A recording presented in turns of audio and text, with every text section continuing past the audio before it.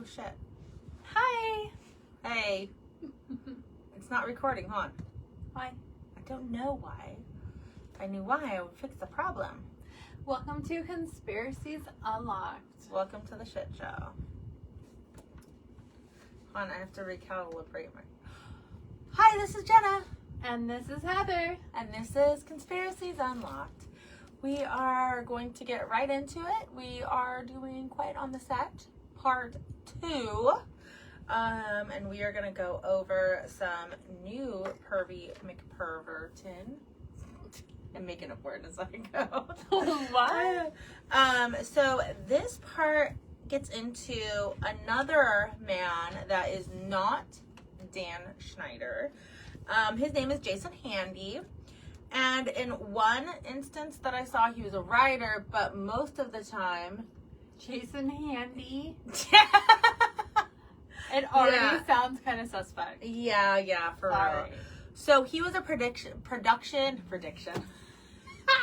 Handy Dick, whatever. Production assistant.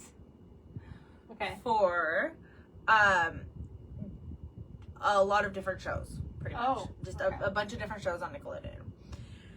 And his job was to take the children, because remember we talked about it earlier, how the children are fucking just shit shows, like they're just kids everywhere, right? So somebody needs to like usher these children where they need to go. Okay. And remember, the parents didn't want to be a big deal. They didn't want to like cause any ruckus or any mayhem or anything weird. They didn't want to get in the way. They just kind of let the kids and the directors, writers, production, whoever run the show, right? Sure. Yeah. So this Jason Handy would go get the children and usher them into the new location that they needed to go to record, to do this, to whatever the fuck they're doing. So he's like a wrangler. Yes. Handler. Wrangler. Okay. So, the parents really trusted Jason. They felt comfortable with him. Jason would talk to him. Jason also volunteered at the Malibu church with the 6-year-olds. Okay. So, everyone's just like very happy with him. No big deal. He is younger at this point. He's in his 20s, early 20s. He's not, they don't see him as a threat. Sure. Yeah. Obviously. So there was this little girl, Brandy, who was 11 years old, that was just an extra on Cousin Skeeter. Okay. Which is a TV show. I hated that fucking show. I don't remember it at all. Just Dude, it's not so ring a bell. stupid. It's about this, like, Cousin Skeeter was like this puppet that lived with a normal family. It does It's not ring so a bell. fucking weird. Yeah, it was on from 19... a puppet lives with a family. Elf. Yeah, Like look. my brain goes to Elf, Yeah, which is not Nickelodeon. No, it's but- fucking weird. Alf? Is that what you mean? Alf? There. Alf, yeah. See? Look. What the fuck? Isn't that weird?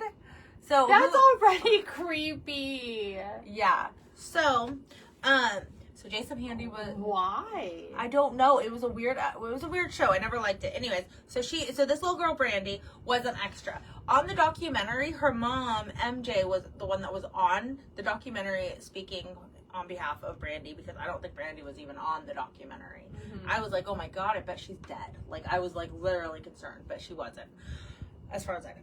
So, Jason would form these relationships with these children. Mm-hmm. And then he would get their phone numbers, emails. Yes. And he was emailing with Brandy in the early 2000s. Mind you, Brandy is 11 years old. Jason was then able to like access Brandy through email, chats, etc. And he eventually went to her house and played video games with her. Okay. And then kissed her. And how old was he? 20s. Ooh. No.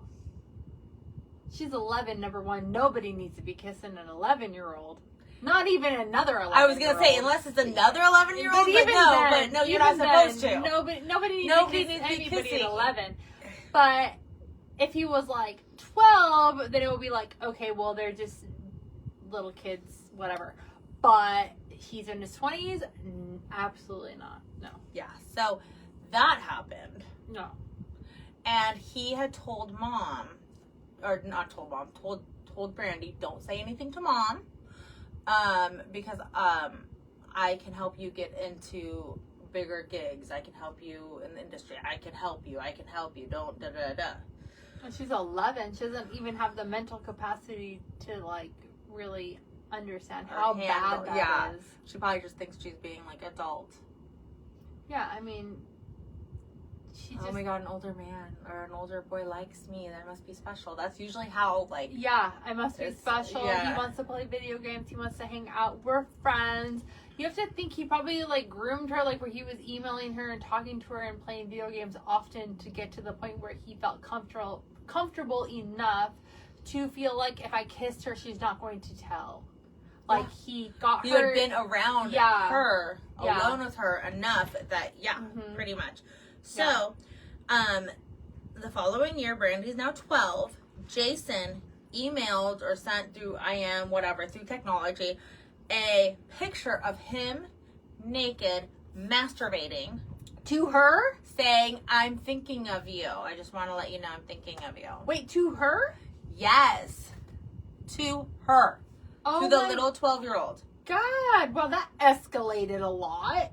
Well, it's been a year. I mean, kissing is already bad enough. Yeah. But that, like, whoa. Mom did see this. And then Mom started to go through their everything. Good. All their chats and in a everything sense, and emails. And she was like, oh my God. So she put an end to it. But she did not go to the police. She didn't report it. Do you know why? She didn't want her daughter's career to be... She didn't want people to believe that she allowed her daughter to be around someone like that. Well, you wouldn't know someone was like that, so she can't... Dude, go to the police! Yeah, she can't fault herself. Like, I mean, I'm not, like... I don't know I don't know. If she... Sometimes you get a vibe around people like that. I don't know. Maybe she didn't get any weird vibes. So you can't fault... You just immediately... go to the police or do whatever you can do to protect your child. Yeah. Yeah. Well, Jason Handy ended up getting arrested on April 12th, 2003. One of the girls, Giovanni, she was on a show and worked closely with Jason Handy. And she was just like, he's just like goofy white boy, like whatever, like he just had that like persona, like he just nothing weird about him. He's just like stupid, like nobody even non-threatening. Exactly. Which is why I was saying that there could be a plot twist, because Dan Schneider you look at as being this like predator, but he's out in the open about it. This guy, he was more covert. He's covert. He's not out in the open, and that's the ones that you have to be careful of. So, another person said that he's a nice, genuine, humane person. Just like nice human. When they raided his house, there was over 1,700 pictures of child pornography, 7 videos, Ziploc bags, various, like bunches of Ziploc bags with girls' items, like little girls' items in it. Weird. Little girls' items with their names on it. Names? So in Brandy's bag was her underwear. Trophies. Tokens of whatever, conquests or whatever. Yeah. Like fucked up shit. Whoa, that's weird. And Jason's journals was like, he was just showed that he was just a full-blown pedophile. In one of his journals... It's like obsessed with children. In one of his journals, he said, I really have been giving into my desire for little girls these past few weeks.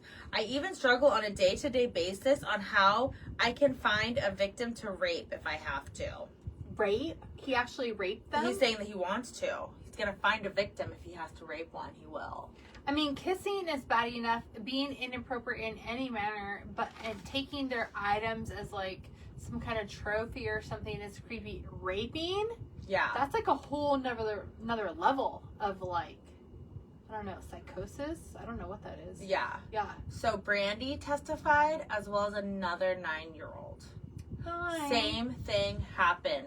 Video games, bedroom, kiss, promises of, actually kissed her twice, and she backed away because she was like feeling uncomfortable. And he promised to get her on other shows as long as she didn't tell her parents. Wow. He got sentenced in April 2003. He was sentenced to 6 years for 2 felony acts and 1 misdemeanor. He ended up getting an early release in 2009. And he was moved to North Carolina, and he's registered as a sex offender. I mean, I feel like sex offenders that get like a huge slap on the wrist most of the time. And you think that guy is not going to offend again? Yeah. Come on. Let's be realistic. I mean, especially with saying, I will find a victim. Yeah, And rape he's her. flat out saying he's going to do it. Yeah. He's not like sugarcoating it at No, all. no. He's not saying, "Oh my God, I'm so stupid. No I fucked up." apologetic, nothing. And as creepy and gross as it is, Mhm. like I can't believe like I let my whatever. I don't even know what you would even say at that point. Like, Urges I don't take know. over or something. I I don't don't know. But for him to say, "I'm going to do this again," you believe that. Yeah. I mean, he's saying it. You believe that. Why Believe it. wouldn't you believe that? Yeah, So, anyways, so on another, so right after this happened, within like Nickelodeon set, Mhm. Dan Schneider created the show What I Like About You. Oh yeah. Amanda Bynes. Yeah. Amanda Bynes was only 16 when she started that show. Oh, I think she was portraying like 18, 19-year-old though. I'm trying to remember. I mean, Because it I had remember watching Jenny it. Garth in it, right? Yes. Yeah, they were And- sisters. Yeah, and In the they show. lived together. Yeah, and they lived. So I don't know if she was supposed to be 16 and Jenny was her like guardian, or if she was actually 18 and that's why they lived together. Yeah. You know what I mean? I don't remember. Because but I feel like she was supposed to be much older because everybody around her was so much older. Like there's 2 guys that was always around and they were older. Yeah. So Will Chow from Friends actually came on and was being the writer for What I Like About You. Dan got pushed out of the writing room. Oh. Dan denies that this ever happened and claims that he had other stuff going on, but like really, would he ever like leave his golden child? You know, his Amanda Bynes? No. Because he also remained on set with Amanda like all the time, like almost like her guardian. And remember, her dad, her parent, or her dad at least, was really close with Dan. So I would imagine that it'd be okay. Like, he could literally be her guardian on set if she's only 16. But wasn't there a point, and you might get into this, but I believe I remember there was a point where she wanted to get emancipated, or she did? I'm getting into that. Okay, yeah. Because I haven't watched this yet, but I'm just trying to remember So, what I remember my knowledge from back then of just hearing Yeah. the tabloids and different things. yeah. So, this Yeah. was Dan's, like, way to get out of the Nickelodeon sitcom world and actually move forward in adulty or more writing. But his writing was too like stupid. It was for like kids. He couldn't transition, which is why he kind of got pushed out of the writing room, even though he created the freaking show. Yeah. So as Amanda got older, the parents they weren't getting along with Amanda. Amanda ran away, went straight to Dan's for like shelter, and police got involved. It was a whole thing. Dan convinces her to get emancipated, or helps her along that way. Okay, yeah. Dan was literally feeding into her like crazy girl teen craziness. And while Dan and parents had such a great relationship, now they did not. And but she ended up so the parents cut ties, and that was their relationship severed. She never did get emancipation. Should we tell people what emancipation is for people who are Who wouldn't know what I emancipation? don't know. Did they have that in other countries? Because other countries I don't listen know. to us. Yeah, emancipation is where you pretty much divorce your parents and say, I can live on my own. My parents are not taking care of me. I can take care of my own self. And it's quite common in Hollywood because of the child labor laws, stuff like that. If they're emancipated, they don't need a guardian. Yeah. They don't have any, it opens them up to be able to work more hours and not have to deal with child labor laws, pretty much. And then in America, it's 18, you are legally an adult. But yeah, So they do this before the age of 18. yes, so she was 16 trying to do this. So when Dan got booted off What I Like About You, he went back to Nickelodeon and did a reboot of all that show that he had already created. Now he just did like, okay, redo. We'll just do it again, right? Mm-hmm. And Dan, at that point, it wasn't like he was coming into this power and it was all new to him, like it was the first run of all that. He was already in power. Oh, yeah. And there was an episode where the kids are calling Dan on the phone, like in the episode, like a skit, right? Oh, When they call Dan and they're like, and they're on the phone and they're like, Dan's a god, let's make Dan proud. And we have to, and they're all like talking. Hyping up Dan. Yes. Schneider. And so that chick that I was talking about earlier, Giovanni, her name, Giovanni Samuels, she was part of the new All That season from ages 7 to 9. Or not ages, sorry, season 7 to 9. Oh, yeah. Kyle Sullivan also guest starred on the Amanda Show, and he was in All That for 4 years. And we'll talk about him later, too. As well as Brian Christopher Hearn was in season 7 to 8 for All That. And he said that it was a fucking mess. There was child overtime. He always was doing overtime. Child labor laws were being like, just thrown out the window. Nobody even cared. And he never felt close to Dan. He thought that Dan was almost stereotyping him because he was a black kid. And his very first comedy sketch, he was a drug dealer. Well, that goes back to the heavy set people on set where you have to say you're the only one that can be quote unquote fat or have a different body type that he would, deem ideal or whatever he wants to say, then he's going to typecast you. So that goes with the theme of him. And then Dan also put Brian Hearn in a like this spandex onesie, brown, his skin colored onesie, and he was playing a little fetus. What? I don't fucking know. Weird shit, right? What? I never liked all that because of it was always weird. Shit, I don't know. Just kind of. That's creepy. Yeah. I don't know. It's weird.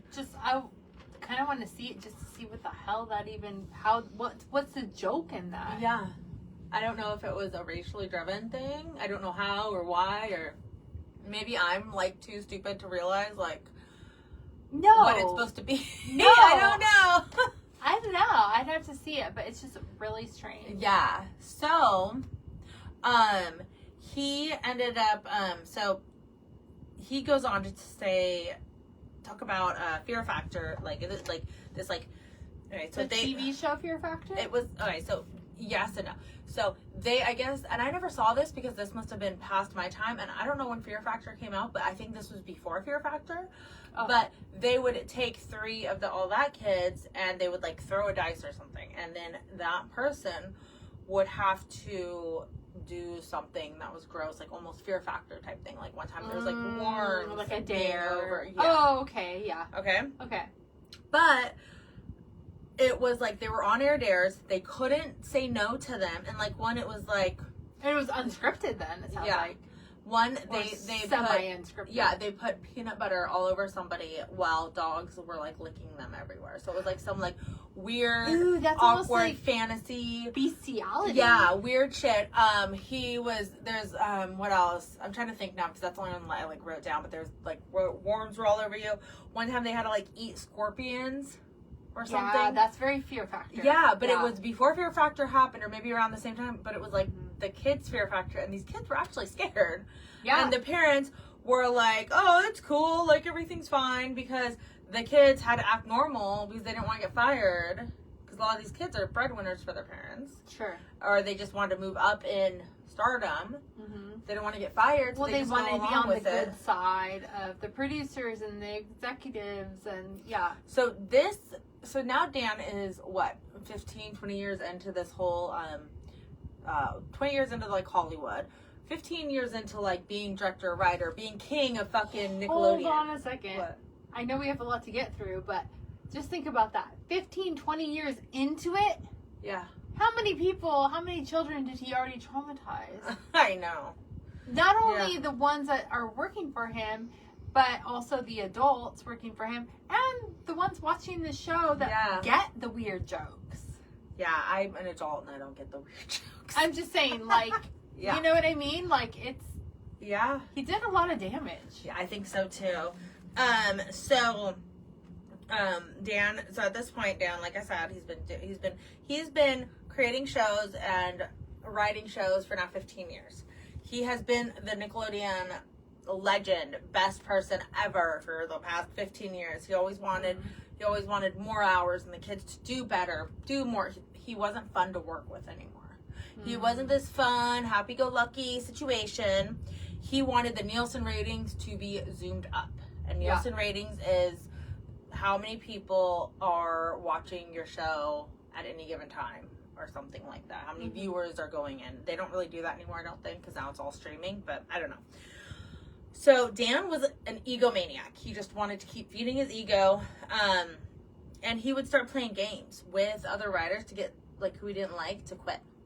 So he would fuck with people to get them to quit. Mind games and shit, so right? You get bored and just fuck with you. Yeah. So, after John Handy got arrested, it was kind of like, okay, the show must go on. Let's just don't even, like, really address shit. Just let's keep moving forward, you know? Sweep it under the rug. And, this didn't happen here. We're all good. We're all, like, that's a great show. Everybody's, Cousin Skeeter's great. All of my shows are doing great. Nothing bad is happening over here. Don't look over here. And, so then he hired Brian Peck as Pickle Boy for all that. So they would have, on all that, they would have guest stars come on. One was Ray Romano. From, like, Everybody Loves Raymond. Oh, and, Ray Romano. Yeah. Brian Peck, shoved a pickle through a glory hole where Ray Romano was on the other side, like, eating it. On TV? On all that. On kids' TV. What? And I just found out what a glory hole is, like, 2 months ago. Okay. I didn't even know what that was until 2 months ago. I know. Like, literally, Bryant explained to me what a glory hole was, because he's like, oh yeah, they have a glory hole. I'm like, what the fuck is that? Yeah, I knew what it was because of It's Always Sunny in Philadelphia. And in It's Always Sunny in Philadelphia, there's a glory hole, which is a television show. There's a glory hole in the bar. And they make it kind of as a joke. Yeah. And it's always like, but it's an adult show. And it's an adult for those who don't know, a glory hole is something that you put your penis through in a hole in a wall. You put your penis through and it gets sucked on the other side by whoever's on the other side. So there's this whole, like, fetish, like, I don't know why you would do that. Why do you need a wall? Because there's the whole fetish thing of, like, anonymous, like, sex. So what it is you put it through the hole. It could be usually it's like, I'm talking like I know really well. Like I'm telling you, this. I know from It's Always Sunny in Philadelphia, which is a television, like a TV adult show. Yeah, that's been, like, I think it's since ended, but, like, it has many, many seasons. Like, so it's very taboo. Every episode is, like, something, like, super taboo. And they had one, and they created a glory hole in this episode, and then every once in a while it would come up, the glory hole, somehow they would incorporate it as, like, a joke.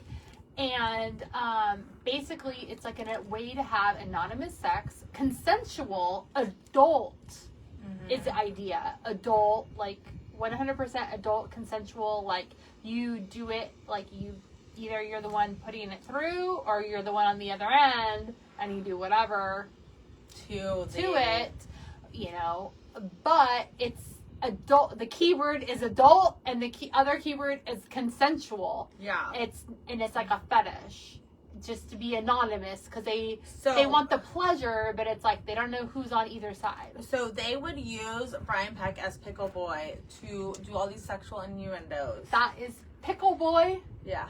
Because he would be like selling pickles or throwing pickles. Yeah, or I get it. Pickles, Pickle Boy. Pickle, yeah. Yeah. Okay. That's and creepy. the only thing that people would say That's is, creepy because that's children. Yeah. Like, the, show. The only thing that people would say is like, oh, Dan has a weird sense of humor. Oh. Brian, the only reason why Brian Peck was there is because Brian worked with Dan, because Dan was his dialogue coach and stuff. So they would work together. They already know each other.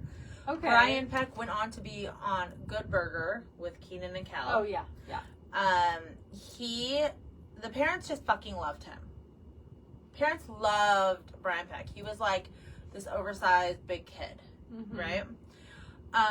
They would have barbecues at Brian's house for like the kids on the show. They had foosball, Nintendo. He would do all the games and everything with the kids. Everything great. He had in his house. He had Planet of the Apes shrine. Oh, he had paintings with clowns with balloons. Ooh, it's kind of creepy. I don't like clowns. He had just all sorts of shit. So, anyways, I don't even want to say this part until later. So, sorry. I don't want to say it yet. What the hell? Okay. So. Oh my god! You have to say it now. Okay. No, No, it's fine. Okay. Here, Brian Peck had a nightstand by his bed with pictures of like John Wayne Gacy because he would write to him in prison. He was like dressed BFFs. up as a clown. He's known as the killer clown. They found over 30 boys' dead bodies in his basement of John Wayne Gacy. Peck? No, John Wayne Gacy. He's known as a killer clown. He would torture, mutilate, horrible things, and Brian Peck took it upon himself to be like his BFF. John Wayne Gacy was sentenced to death. He wrote him in jail? Yes. And John Wayne Gacy was sentenced to death, and he was executed in 1994. So this is like After 8 years later, and he's still like writing him? No, he's still obsessing over him. Oh. He had already been done writing him. Oh, I thought he was writing him after his death. I'm like, No. that's even weirder. I mean, it's already weird, but now it's like, why are you idolizing this child murderer, rapist So, clown? what's interesting though is that at one point Dan Schneider had asked parents to leave the room to speak with the children, with all the kids by themselves. Okay. And explain to the kids that Brian would not be there anymore. So Dan must have known that something is going on, right? But he was like, nope, Brian's not going to be here anymore. And they had lawyers in there, and they just wanted to be like, do you want to say anything? Your parents aren't here. Let's just talk. And, if you want to say anything, this is the time to talk about it. He was asking them about Brian Peck. And I just can't believe his... But legally, can they even do that without parents present? Because if there's anything... There's so many contractual things that I'm sure that they signed some sort of contract at some point that said that like they an could NDA or something? talk to lawyers or something if lawyers are present. I'm sure something like that. I don't know. Yeah, I guess so. So, one of the people that would always go to Brian Peck's house was Drake Bell. And this was like a huge issue that's gonna come up. Nickelodeon I've heard about Drake Bell. Yeah. I mean, I know who he is regardless, but yeah. Nickelodeon made a statement that said that they investigate all formal complaints as part of our commitment to fostering a safe and professional workplace. We've adopted numerous safeguards over the years to help ensure we are living up to the high standards and the expectations of our viewers. So that was their statement about why Brian Peck was leaving. Yeah. What they forgot to say was that August 2003, Brian Peck was arrested for lewd acts with a child actor. Yeah. But did not say who because he was underage. This is the first time that Drake has come out to say that it was him. Yeah, sadly, yeah. But Drake's story gets worse. So when he was 5 years old, his parents divorced. Okay. to spend time with, they went through a horrible, like, custody battle, and to just, like, spend time together. Drake's dad would take him to auditions, take him out of school early. They'd have, like, fun dad Drake trips to Hollywood and to all these auditions. Yeah. Dad's name is Joe Bell. And he really, like, helped him get involved in acting. Drake wanted to. Joe had never been any part of any of this, like, acting world, but his son wanted to, and he wanted to spend time with his kid, so there you go. Win-win. He would go to auditions for commercials. Drake just loved it. He would be extras on Home Improvement, Seinfeld, Jerry Maguire. And Drake was such a good kid that in Jerry Maguire, when he was in that movie, there's one scene where he's supposed to flip off the camera as he's walking away, and he wouldn't do it. So he used, like, that finger. So if you look closely in that scene, he's using that, like, his ring finger, his pointer finger. I think his ring finger. It's he not wouldn't even the middle finger. No. And Drake's ultimate goal was that he wanted to be a series regular on something, anything. He just wanted to, like, find his place as an actor. His little acting home, or like TV family. So in 1999, he was 12 years old, and he landed the Amanda Show. Mm-hmm.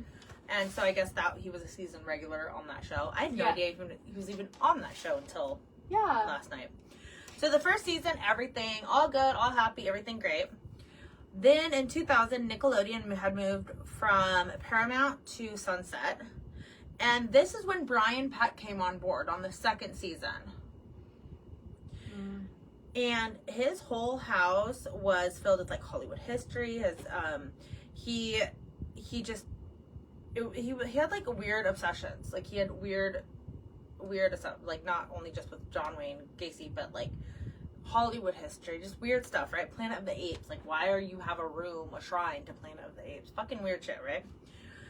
He had given Leonardo DiCaprio voice lessons and acting lessons. He had already given so many actors lessons. So he would he was helping out Drake. He was getting Drake jobs. Drake would go to his house.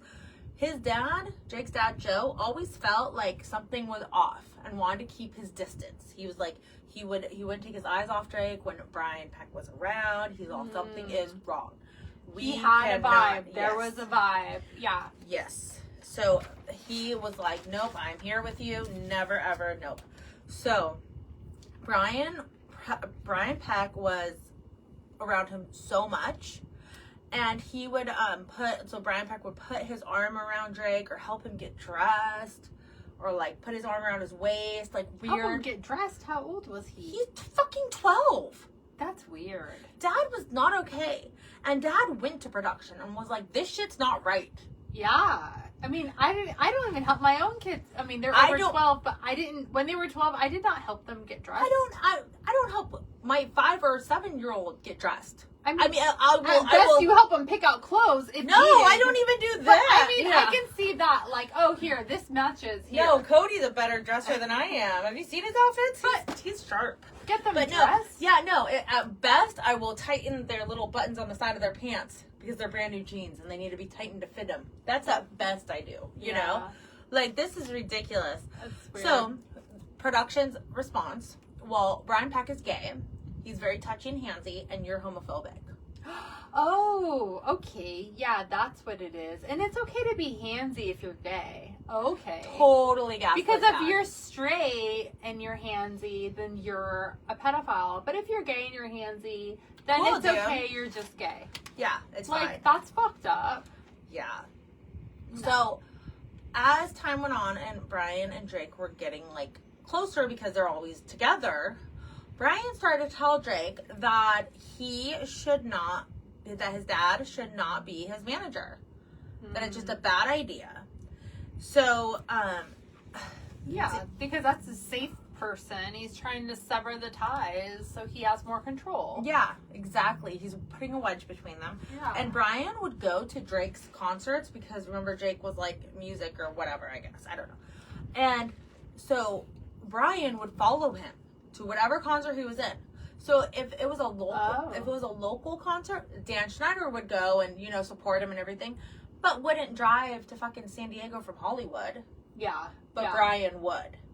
In fact, he even went to the Strawberry Festival, and I swear to God, that's a Strawberry Festival that's in Vista.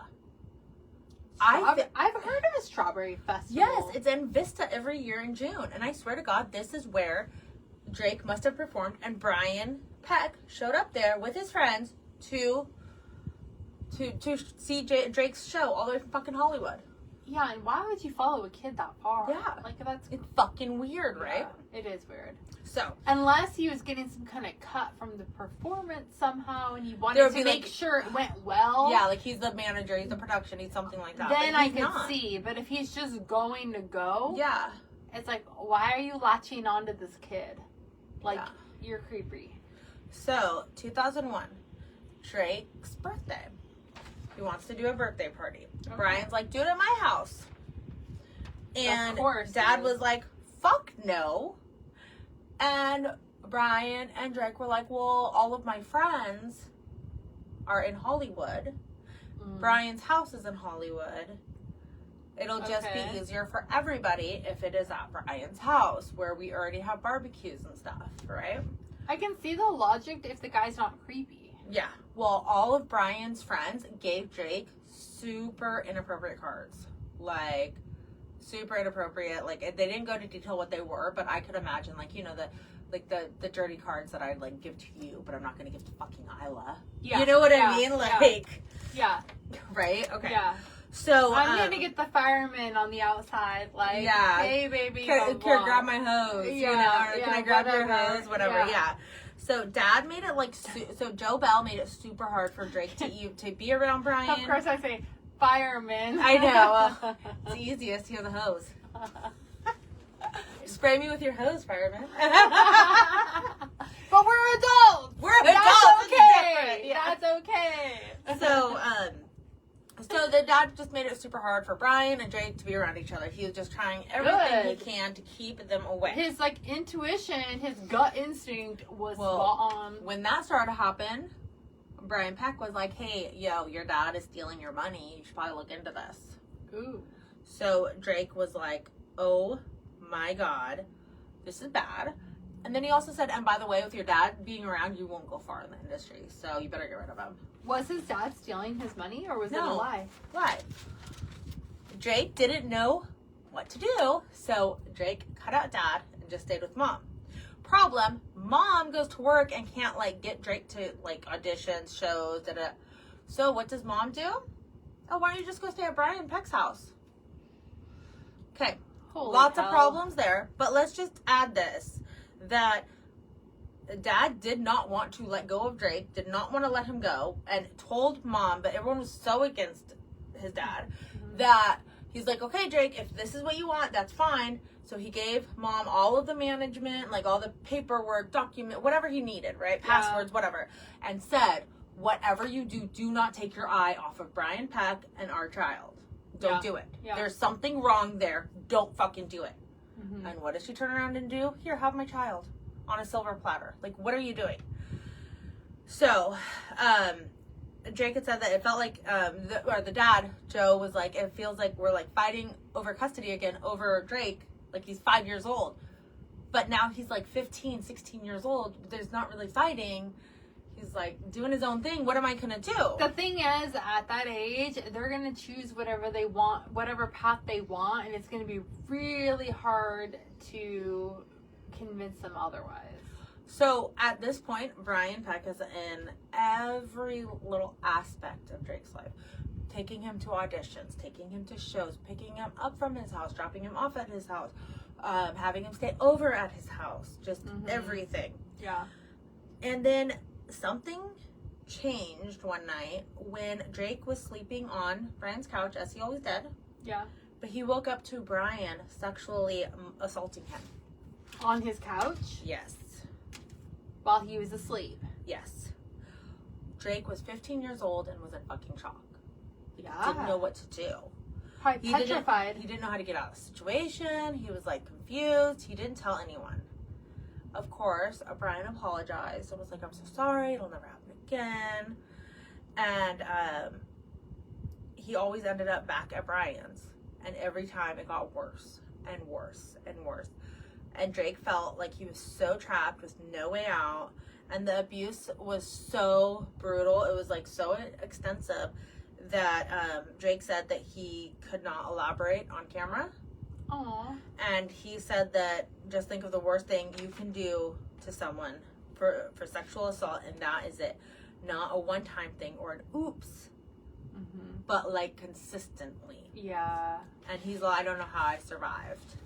And the thing is he felt trapped that he couldn't go back to his like his parents. Yeah, like, cause if he wanted to stay in the industry, he had to stay there to get to auditions because mom couldn't do it. And dad was on bad terms. So he felt like he had no one Yep. except for the situation he was in, which he hated, but he felt like there was no way out. Yes. And so That is heartbreaking. It is. And so Drake said that like everything was a blur from like 15 and on. Like it was just all a blur. He's hiding a secret. Yeah, he probably he tried to block it out probably. I bet you anything he tried to just forget about it. So Drake got a girlfriend and was just trying to hang out with her. Yeah, as much as it's a good possible. excuse. I'm busy with my girlfriend. I can't. Yeah, I'm not going to and stay so here. So Brian would be like Trying hey, to leave that situation. Yeah. You know. So Brian would be like, oh, I thought we were going to go do this. Yeah. And he'd be like, oh, sorry, I'm with my girlfriend. Yeah. Sorry, I must have double booked my bed. Oops, whatever. Yeah. Well, one night, Looking for an out. girlfriend's mom figured shit out because Brian Peck was supposed to take Drake to Disneyland. Oh. And Drake wasn't answering. Drake was like, finally talked to him and was like, dude, I'm not gonna go. Sorry, I'm gonna stay here with my girlfriend. Have fun. Like, bye. Yeah. And after that phone call, he kept calling the girlfriend's house over and over and over and over and over and over again. Yeah. To the point where the girlfriend's mom took Drake aside and talked to him to be like, hey, what is going on? Why is this 40-something-year-old man calling my house looking for He was in his 40s? Yeah, why is this 40-something? And he was 15? Yeah. This man should not be obsessively calling my daughter's boyfriend at my house. It gets worse. What is going on? And so, girlfriend's mom was like, okay, you know what? And fuck this. Called Drake's mom and said, FYI, I'm taking him to our family psychiatrist because, you know, that's a normal thing to have as a family psychiatrist. I don't fucking know. Whatever. Yeah. So, Family psychologist, yeah. counselor, whatever. So, he takes them the next day. And Drake is just like, no, it's fine, whatever. And, like, denied everything because Drake thought that Brian was going to take everything from him. Like his money and his opportunities? Opportunities. Yeah. Wow. Like, he was really stuck. In 2003, so 2002, they decided that they were going to do the spinoff Drake and Josh. Yeah, I remember. And Brian was really pushing to be Drake's dad on that show.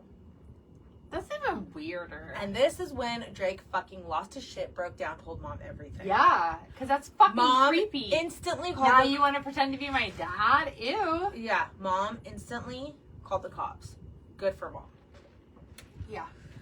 Detectives came, and he had to go into detail of every little incident in detail. Like, and he's like, I mean, you 16, would. 17 now. It's so horrible. It's horrible, but you would have to because they need to know what really happened.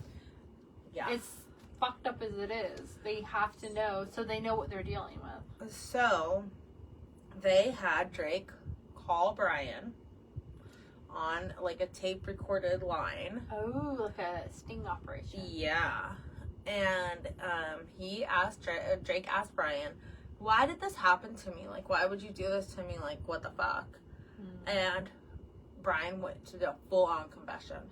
What? And the whole time he's like, am I being taped? Like, what the fuck? And like, but full-on confession. Due to all this stress, Drake was literally losing patches of his hair. Oh, is that, like, there's a name for that, like alopecia, No, I know what you're talking about, but I don't think that's due to stress. I think that's what there is something where Jada people Pinkett Smith has that, right? Yeah, they'll like or something. Yeah, they'll like lose all of their hair. Yeah. Well, so in August 2003, Brian was arrested. However, Drake's name was never released because he's a minor. Yeah. So that's why it was never released. Yeah, that wouldn't be fair to him. He's a kid, and that's not cool. Yeah. Dan Schneider, Schneidel. Dan Schneider had called Drake to ask him if he was okay, because once Brian got arrested, Dan instantly knew that it had to have been Drake. Because of the close proximity. Yeah. Drake called his dad and was telling him that Brian got arrested. How sad for his dad, because he warned everyone. Well, at least the mom. Like, I'm sure he warned other people. Drake didn't tell him. No, but the dad did have a feeling. Yeah, though. and Dad's response was, "Thank God it didn't happen to you." Oh. He couldn't tell his dad the truth. His dad was like, "Thank God it didn't happen to you. I knew that this was going to happen to somebody. Thank God it wasn't you." And he didn't know? No. Oh. So, I mean, obviously it came out, but yeah, at that point, he didn't know. He just was like, "Thank God. So glad it wasn't you. I knew this was going to happen. I'm glad you kept your distance like I told you to." But they weren't on speaking terms, so. Fall 2003, there was court and all that. That was also when Drake and Josh started their season 1. And Way to kick off the fucking season. Yeah. Right? So he did that, and he had so much fun on set, and he was just finally like free. But he didn't away from him, but all the trauma. That's why I'm like, what a way to kick off the season. Like, yeah, he didn't really know how to process everything that was going down. And so he ended up turning to drugs and alcohol. And he said that Dan Schneider was the only person there for him. Well, that's good. So in October 2004, so a year later, this was now his sentencing. He got 16 months of jail. And now he has to register as a sex offender. That's what I'm talking about. Just like we talked about in part 1. Slap on the wrist. 16 months? But listen to this. It is because, so these letters were sealed, but they just recently became unsealed. That everyone was writing, you can write letters on people's behalf to be like their character description or character personality. Like Mila Kunis and Ashton Kutcher did it for what's his name? I don't remember. The guy from that 70s show. Yeah, Hyde from the 70s show. Yeah. Jeremy something, or no, I don't think that's what it is. J or something. I don't know. Anyways. Anyway, the guy with the curly hair from that 70s show. Get this: 41 people wrote letters saying, "Oh, he should just have probation. He's a good guy." Da, da, da, da. These people. I wonder how much he paid per letter. I'm curious. No, listen to this: James Marsden, Alan Thicke, Thomas DeSanto, Alan Thicke. From Growing Pains. Yeah. Ryder Strong, Will Friedle. Ryder Strong. Boy Meets World, Will Friedle. They have recently the Ryder Strong and Will Friedle did do an episode on the Pod Meets Show podcast for Boy Meets World, and wow, and they had a whole episode being like, we had no idea. Oh my God, I cannot believe it. We wish we had never written those letters. So when they wrote the letters, they didn't know why they were writing them. They didn't know what the charges were. I don't know, or they maybe they were told, oh, some kid is claiming this, but write a character thing to say that this never happened to you. Because he worked with them as never kids. happened to them. Maybe. Okay, I can see if you would say this never happened to me. Yeah. That would be truthful, and it would be... Do you know who didn't write a letter? Who? Dan Schneider. He refused to write a letter on Brian's behalf because he already knew something was going on. Because he had weird vibes, too. Even though he made inappropriate jokes and he was creepy in his own right, in his own way, he knew, like, either you're one of me, like, we're one and the same, or I don't want any part in that because I make weird jokes and shit, but I don't cross the line further. So everyone says Dan Schneider is so bad. But Drake said Dan is not to blame. Dan Schneider did everything good. Like, Dan Schneider is never bad to them. Yeah, he made the weird jokes. He did all this stuff. He made inappropriate jokes. It's inappropriate. But he never pushed anything. Didn't cross a physical line. No, and he did everything for these shows. He was the one for like Jamie Lynn, Ariana Grande, Drake Josh, iCarly, Like, yeah, but there's rumors about Jamie Lynn that her first baby that she got pregnant on Zoe 101 is Dan Schneider's. That's a huge rumor. Huge. I don't know. Conspiracy theorist, rumor, whatever you want to call it. Which there's no actual, it's all alleged. There's no proof. There's no valid, like, evidence or anything. It's just, they're just going by his reputation at the time. But really, could it have been Brian or, well, I guess he's gay. But could it be somebody else on the show? Just because he's gay doesn't mean he didn't rape a child. Like a girl. woman. A girl. Oh, Yeah. not a woman, but a girl. Yeah. Because rape is power. Rape isn't necessarily sexuality. He could have still raped a girl. Yeah. You know? But I don't know. The whole Dan Schneider thing, it is up for debate because it is all speculation. Everything is. And these other people, they actually, Jason Handy and Brian Peck, they have real legit. Yeah. I can't, well, yeah, no, I know that's not an allegation. Yeah, That's like it really real. happened to them. Yeah. That's different.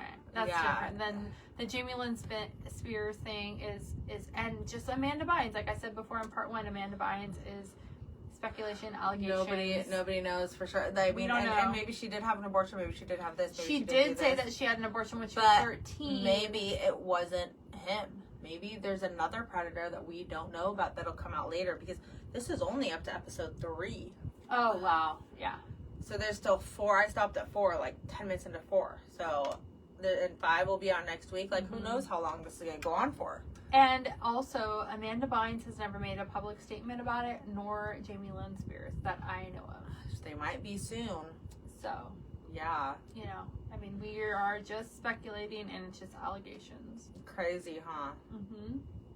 It's not even our allegations, it's just what is like the buzz and the documentary. Yeah. It's so crazy. Like, that all that went down while we're just like, while we're enjoying watching the show, while we're like, they're all happy-go-lucky, and in the background, all these horrible things are occurring. It's really not fair to these poor kids. So, okay, well, that was our show.